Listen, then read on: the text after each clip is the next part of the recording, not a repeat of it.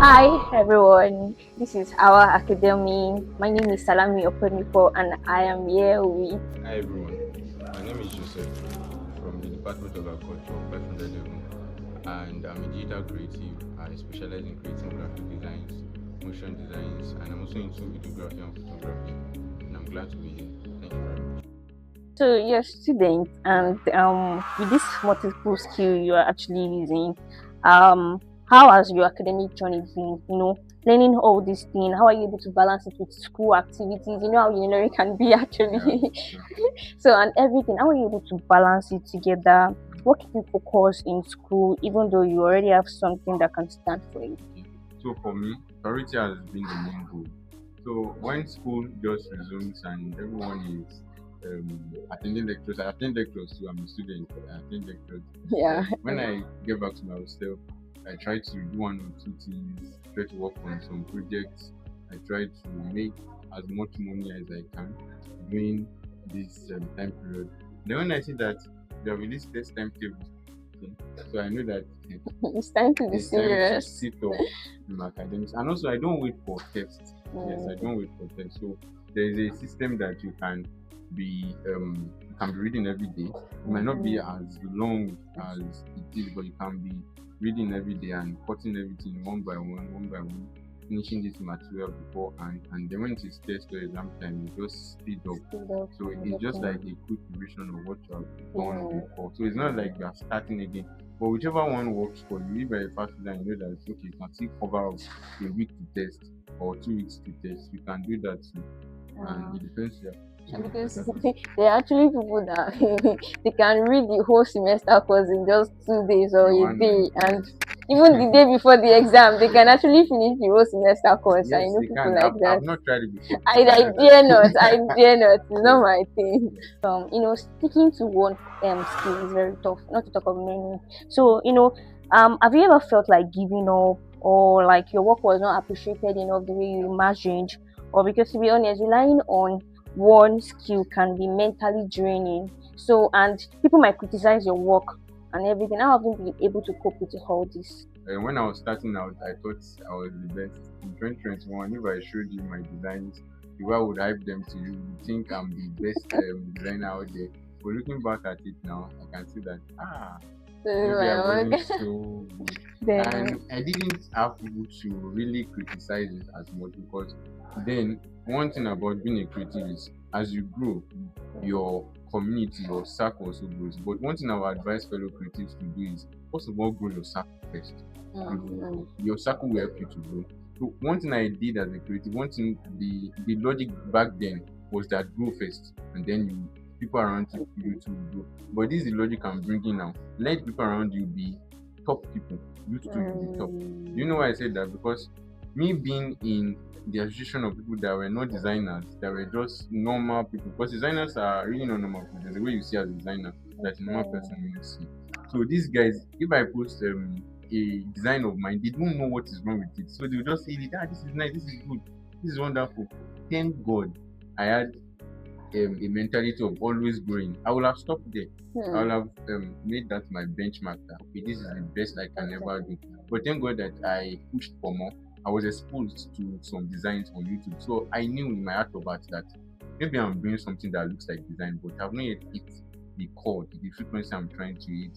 So I continued in doing, and over time, my circle also got exposed. So I was exposed to people with excellent people that were excellent at their skills, and by so doing, I knew that I was far behind. So knowing this, knowing that okay, maybe I'm not in the 1% yet, maybe I'm not part of the best yet, it gave me a kind of hunger to push forward. So I started pushing, and then as I was pushing, I said that okay, I am becoming better. So having that kind of community, not per se people to criticize my work. I've never had someone come to Instagram and say this work is work. I don't think people do that again, except people who are close to you.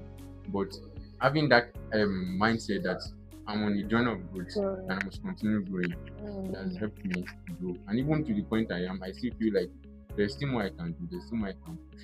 And what advice would you give to someone who is trying to learn or is currently learning or they are even using the skill already and they are feeling tired, or drained? Okay. So I would love to pick it from someone who is learning. So the first advice I would give to that person is stay with the skill.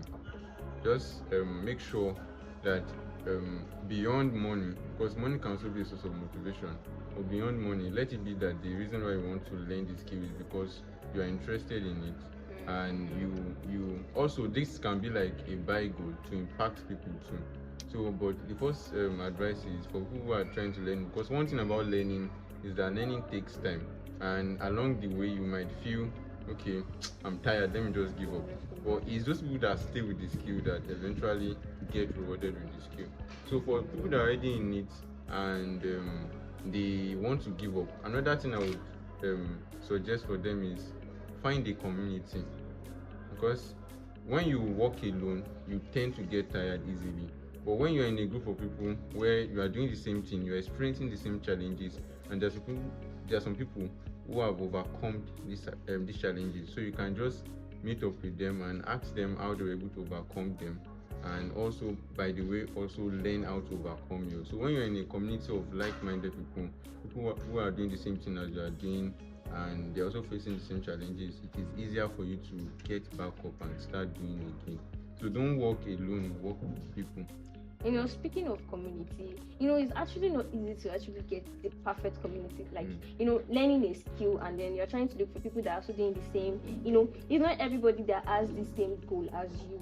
Some people are just there for, let me just be there. And some people are there and they are serious about it. And you, as someone who is looking for a serious setup, like for a serious mind of people, and you are like, it's not actually easy to see people that actually, I don't know whether you get what I'm saying. Yes, I understand that your kind point. of community that okay, when you join this community, they will encourage you from there. Some community are just there. Yes. They're just there, nothing. They are not doing anything. They are just there. Okay, we are this, and nothing is not working for them. So you get what I mean? Yes. So in this category, I would advise you to grow such community. See, for many digital creatives like me, one of the things that many people do is by growing a community. I have also done that. I'm still in the process of doing that, although I do that with my WhatsApp fan base. So community building.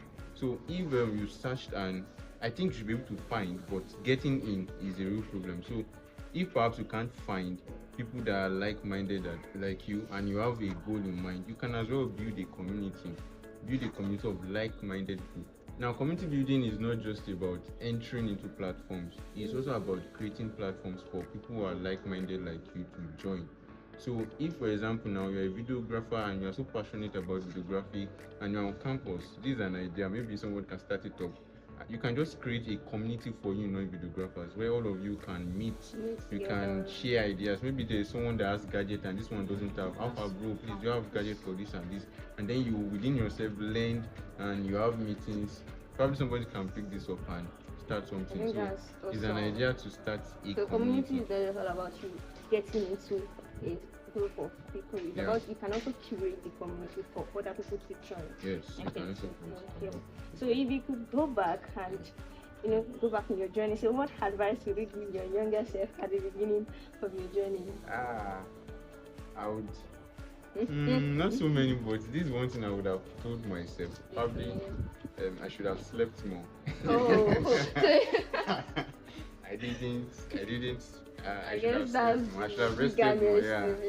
Yeah, the eagerness to learn. So I would have told myself to maybe you should have not sacrifice all the night to learn. And the reason why I say that is because one thing that happens is as you grow and as you become more visible or prominent, you have less time for yourself. So you might and there's a way to solve this is by building systems. So instead of having less time for yourself, you can create a team that will help you sort that. But either way, you still have less time for yourself. So that would be one advice I would give to myself. And maybe left more. Yes. I guess that's the eagerness for learning. Yes.